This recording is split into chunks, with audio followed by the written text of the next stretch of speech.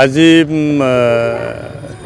মেলা এইটো মান্দিৰ মেলা বুলি কয় আৰু এই মান্দিৰ মেলাটো আমাৰ গীৰ্জাত আৰু বেছিভাগ NLC গীৰ্জাতে প্ৰত্যেক বছৰে হৈ থাকে। আচলতে এই মেলা হোৱাৰ উদ্দেশ্যটো হ'ল ফাণ্ড ৰেইজ কৰা। গীৰ্জাৰ কাৰণে কিছু হ'লেও ফাণ্ড ৰেইজ কৰিব লাগে, কিছু অৰ্থ উপাৰ্জন কৰিব লাগিব আৰু সেই পইচাৰে নাইবা সেই ফাণ্ডেৰে গীৰ্জাৰ কাৰণে কিবা এটা কৰাৰ চিন্তা ভাৱনা কৰা হয়। যেনেকৈ আমি যোৱা বছৰ যিখন আমাৰ ফাণ্ড মানে কালেক্ট হৈছিলে সেইটো দি আমি গিটাৰ কিনিছিলোঁ। তাৰ আগত যিখন মেলা হৈছিলে তাৰ আগৰ বছৰৰ সেই ফাণ্ডেৰে আমি কি কৰিছিলোঁ, আমাৰ গীৰ্জাৰ কাৰণে এটা কীবৰ্ড কিনা হৈছিলে। তো এনেকৈ প্ৰত্যেক বছৰে আমাৰ এই মান্দিৰ মেলাটো বেছিভাগ ক্ষেত্ৰত দেখা যায় যে জানুৱাৰী নাইবা ফেব্ৰুৱাৰীৰ প্ৰথম সপ্তাহত এই মেলাখন হৈ থাকে আৰু আমাৰ NLC মণ্ডলীবিলাকত প্ৰায় প্ৰত্যেকটো গীৰ্জাতে এই মেলাটো কৰা হয়।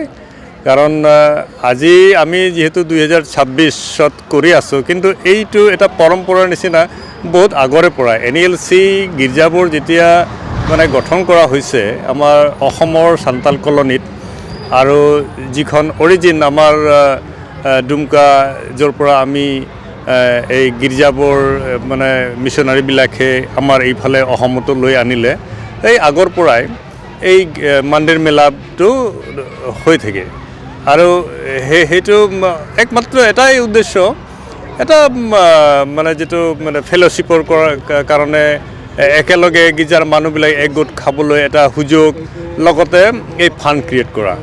ইয়াতে গীৰ্জাৰ মানুহবোৰে কি কৰিব, ডনেট কৰিব, নিজৰ উপাৰ্জনৰ যিখিনি আছে সেইবোৰ দি তেওঁলোকে ইয়াতে দান কৰিব, খেতি বাতিৰ পৰাও দান কৰিব, শাক পাচলিৰ পৰা দান কৰিব, টকা পইচাও দান কৰিব, খোৱা বস্তু বনোৱাৰ যেনেকৈ যিটো আমি চাহ দোকানবিলাকত বনাই খাওঁ সেইবিলাক বস্তু ইয়াতে কি কয় দান কৰিব আৰু সেইটো বস্তুৰে তৈয়াৰ কৰি বিক্ৰী কৰা হয়। আৰু কিছুমান বস্তু যেনেকৈ ধান নাইবা কোনো এটা বস্তু এনেকৈ কোনোবাই যদি লৈ আহে, কোনো মানে খুব বেছি হয়তো আমাৰ সচৰাচৰ দেখা নাযায়, এনেধৰণৰ কোনোবা এটা বস্তু কিবা এটা বস্তু কোনোবাই দান কৰিলে সেইটো অকশ্যন হয়, কোনে বেছি পইচা তাৰ কাৰণে দিব পাৰিব, এনেকৈ এটা ফাণ্ডৰ এটা ব্যৱস্থা কৰা হয়। এই মান্দিৰ মেলাটো মোৰ জনামতে আমাৰ মিছনাৰীৰ ভিতৰত এজন আছিলে লাৰ অৰ্চন স্ক্ৰেপৰুট।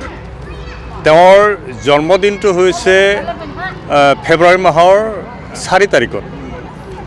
তো এই 4 তাৰিখ তেওঁৰ জন্মদিনটো পালন কৰা হৈছিলে প্ৰথম অৱস্থাত যেতিয়া মিছনাৰীসকলে গীৰ্জাবোৰ স্থাপন কৰিছিলে, যেনেকৈ 1900 নাইবা 1800 শেষৰ ফালে আৰু 1900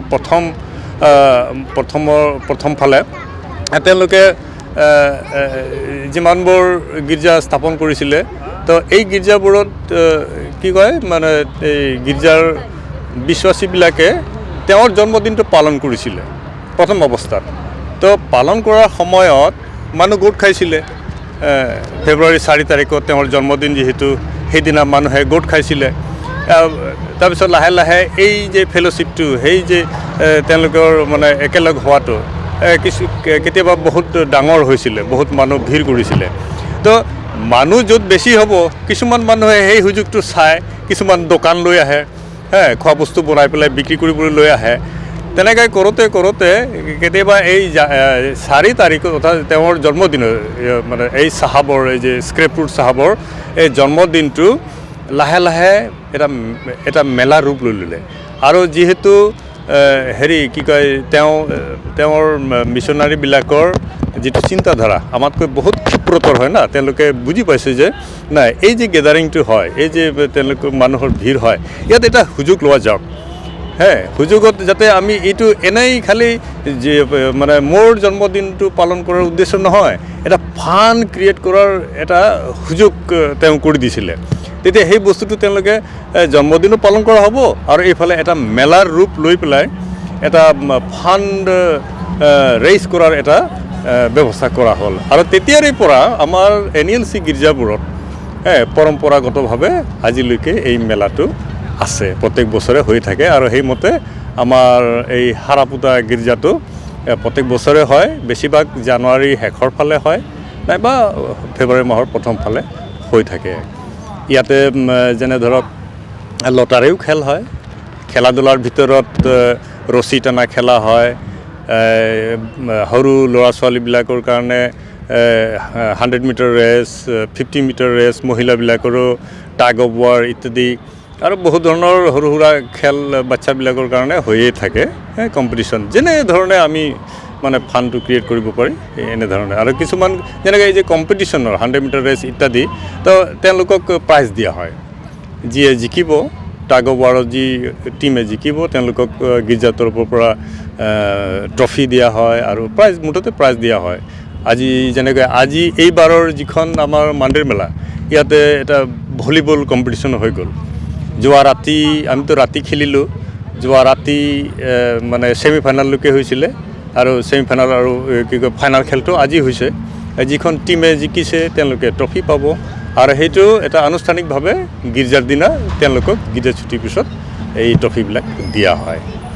আৰু যেনেকৈ যিখন লটাৰী খেল হয়, বহুত চিম্পুল লটাৰী খেল হয়, বহুত বেছি টিকেট বনোৱা নহয়, এটা হিচাপত বনোৱা হয় আৰু তাৰ পৰা যিখিনি হয় সেইখিনিয়ে আমাৰ কাৰণে চাফিচিয়েণ্ট। তো এইখিনি